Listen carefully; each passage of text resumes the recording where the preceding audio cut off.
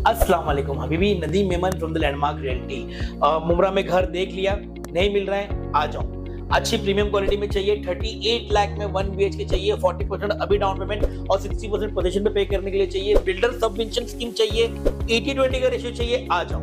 Prime location आनंद कोलीवाड़ा में ground plus 19 floor का high rise tower बन रहा है जो एकदम प्रीमियम क्वालिटी का है। आई थिंक ये फर्स्ट प्रोजेक्ट इन मुमरा है जो एक्चुअली प्रीमियम क्वालिटी का बन रहा है। अपार्ट फ्रॉम दैट इसके अंदर जो एमिनिटीज है वो आउटस्टैंडिंग है, आउट ऑफ सिलेबस है। फॉर एग्जांपल यहाँ पर आपको मिलेगा लाइब्रेरी, यहाँ पे आपको मिलेगा स्टार गेजिंग पॉइंट, यहाँ पे आपको शॉफर रूम मिल रहा है, गेस्ट रूम मिल रहा है। अमेजिंग। लेकिन और भी काफी सारी चीजें हैं, वो जानने के लिए आपको 5 स्टार रेसिडेंसी नियर आनंद कोलीवाड़ा आपको आना होगा। पिकअप एंड ड्रॉप फ्री का यूज करना होगा।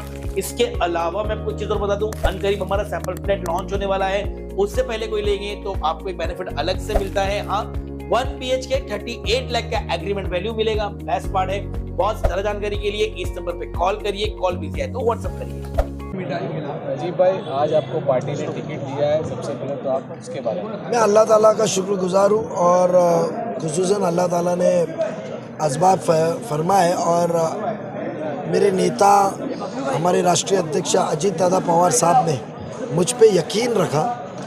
और इतना ही नहीं, हमारे मुख्यमंत्री शिंदे साहब ने और फडणवीस साहब ने भी यकीन दिलाया कि इस 2024 का सबसे ऐतिहासिक विधानसभा के सीट का चुनाव होगा जहाँ ये इलेक्शन हिंदू मुस्लिम पे नहीं लड़ा जाएगा, अपने निकम्मे पन और आने वाले तरक्कियों के सामने लड़ा जाएगा। एक तरफ निकम्मा है जो झूठ बात करके विकास के ढोंगे वादे किया, और एक तरफ एक उम्मीद है जो बेशक इस आवाम को राहत और सहूलत का असबाब बनेगी।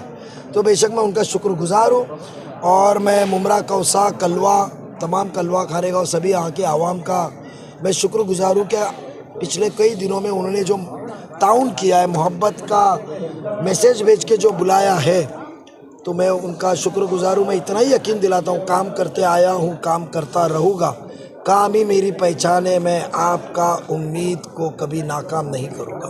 जी, तीन बार के आमदार को आप प्रेशर है आमदार के, कहाँ महसूस करते, कहाँ देखते? ऐसा है कि नीचे से फाइनल तक आने के मैच फिक्स थी। 14 और 19 तो फिक्स मैच थी ना, अंपायर मैं ही था ना। अरे अंपायर तो मैं था ना, मैच कैसे फिक्स होती थी? अंपायर तो मैं ही था ना, मैंने देखा ना। अब मैच हकीकत में होगी और पता चलेगा कि आवाम का रुझान का है। नजीब भाई, क्या चुनावी जब इतना विकास का काम था तो 19 में MIM के उम्मीदवार को भगाए क्यों? नजीब भाई, कलवा में आपको मुसलमान बताया जाता है और मुमरा में बीजेपी का कैंडिडेट। अफसोस है उस बात का कि देखो कैसा होता है, जब तक तुम मैदान में उतर के इनका पर्दा फाश ना करो, इनका झूठा चेहरा सामने ना लाओ, तो जब तक पता नहीं चलता, झूठा चेहरा सामने आना। जो अपने आप को सेक्युलर कहता है तो सच्चा सेक्युलर इंसान शिकस्त और कामयाबी की फिक्र नहीं करता है। सच्चा सेक्युलर इंसान सिर्फ अपनी सोच की फिक्र करता है। आप विकास काम को भूल के आप एक आइडियोलॉजी की लड़ाई करके कहते हो, तो फिर आप मुझे इधर बीजेपी और उधर मुसलमान क्यों बनाते हो? नजीब भाई, आप मुद्दों की बात कर रहे हैं यहाँ पर, लेकिन जब जनता अपोजिट पार्टी की तरफ जाएगी, यानी कि एनसीपी शरद पवार गुट की तरफ जाएगी, तो वो सिर्फ एक ही बात कहते हैं कि बीजेपी। तो ये बीजेपी का जो नाम है, जो इसका टैग आप पर लगाया जा रहा है, इसको कैसे टैकल करेंगे? क्योंकि कहीं ना कहीं डर जो जिस तरह से कहा जाता है कि भाजपा हिंदुओं को डराती है मुसलमानों से, उसी तरह कहीं ना कहीं कहा जा रहा है कि जो सेक्युलर पार्टी है वो मुसलमानों को डराती है भाजपा से। तो इस दाग को कैसे? ये कौन कहता है बीजेपी? अवार्ड साहब ना। तो जब बीजेपी के आमदार क्रिस्टल के लिए आपने जूना मिला हुआ कोणार्क का टेंडर कैंसिल करके कमिश्नर पे दबाव डाल के रिकॉल कराया, तो आपने बीजेपी के आमदार को काम क्यों दिलाया? फिर रास्ते पे क्यों नहीं उतरे कि मैं इसको काम करने नहीं दूंगा? टोरेंट भगाने की बात की है तो बीजेपी की टोरेंट को क्यों चलाया? ये तो विधानसभा में फडणवीस साहब ने ही कहा ना कि मुझे आश्चर्य हुआ, यानी वो कुछ शॉक हो गए कि स्थानिक आमदार टोरेंट की मांग कर रहे हैं। पाकिट एडवांस पहुंचा तो बात करेंगे ना लोग। और आप बीजेपी की बात करते हैं, ये टाइम पे आवाम तुम्हारी गुमराह नहीं होगी, आवाम गुमराह नहीं होगी। आवाम जानती है टोरेंट के जुल्म से, ना किए हुए कामों से, पानी की ज़रूरत, साफ सफाई की ज़रूरत, ड्रेनेज अच्छा, सहूलत की ज़रूरत, स्कूल, प्लेग्राउंड, ऐसे कत्ल खाना, हर चीज़ की ज़रूरत, कब्रस्तान को बेहाल किया है। ये सब ज़रूरत पे उनके बौखलाई में आए ने आपने विकास किया। और अब जब सेक्युलर है तो सेक्युलर की बात करो ना, बीजेपी की बात क्यों करते हो? आए हमारे सामने बैठे और मुद्दे की बात करें कि हाँ कब्रस्तान की जगह बदली नहीं की आपने पीछे से। अरे मैंने तो कब्रस्तान दिलाया था, वो ठहराव मेरे साइन का है, आवाड़ साहब आपके साइन का नहीं था। नजीब मुल्ला को मालूम था कौन से ज़मीन पे लाया। हमने कहा था कत्ल खाने का रिजर्वेशन पीछे डालेंगे, मगर आपने कभी हमको बताया नहीं कि आपने कत्ल खाने की जगह पे कब्रस्तान लेकर गया।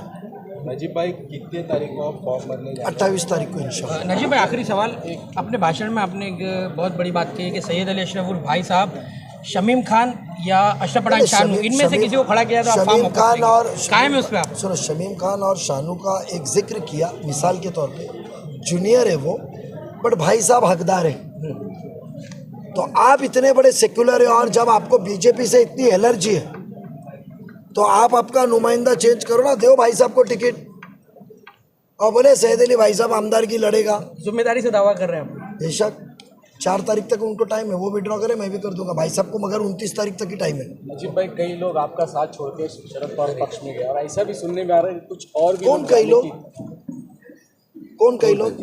जसबीर हो गए, नईम खान, वो कब आए थे? वसीम बल्ली। अब जसबीर ने मेरे को कहा फ़ोन करके कि यार मेरे को दाऊद के इल्ज़ाम लगने से मुझे बहुत तकलीफ़ हो रही है, मैं आवाड़ साहब के पास जाऊंगा। उन्होंने एक मशीन लाई है, मेरे दाऊद को लगे हुए इल्ज़ाम, मैं गैर कानूनी पैसे जमा करता हूं बिल्डिंगों के, मैं हफ्ते वसूली करता हूं, मैं जान से उनकी बेटी को उनको मारने के लिए यूपी गया था। ये इल्ज़ामों से मेरे ख़ानदान में, मेरे घर में सब नाराज़ है। तो नजीब भाई मैं जाता हूँ आवाड़ साहब को मिलके, उन्होंने एक नई मशीन लाई ले, ये इल्ज़ाम सब साफ़ हो जाएंगे। आवाड़ साहब ने इल्ज़ाम लगाए थे तो अपना एक साथी है, उसके इल्ज़ाम सब साफ़ होते रह गए। अब आवाड़ साहब ने इल्ज़ाम लगाए थे, महीने साफ़ होते रह गए, उसकी ज़िंदगी सुधरती रही तो गया, हम नहीं भेजे उसको। एक स्टेटमेंट आपका था कि और रही बात दूसरे, तो खान साहब भी हमको बोल के गए, उनके ज़ाती मसला था, जाइए आप खान साहब, अवाम तो हमारे साथ है, हमारे शादाब फातिमा पर सब साथ में। तो जसबीर और इससे कोई किसी के जाने से होता है, कोई जाने वाले हैं तो वो जाए, बट आप आने वाले भी देखो ना। हैं वो आपसे पूछ कर गए? बेशक राय मशवरे से गए। ऐसा भी माना जा रहा है कि कुछ जो साथ में फिलहाल है वो भी जाने की संभावना है। अरे बाबा, वो जो बंगला है ना उसकी दीवारें बनाते वक्त मैं ही खड़ा था, आवाड़ साहब नहीं थे। तो जो जाने वाले हैं ना, मैं आपको एक दिन पहले बताऊंगा कल ये जा रहा है, अभी फिलहाल कोई ऐसा नहीं है।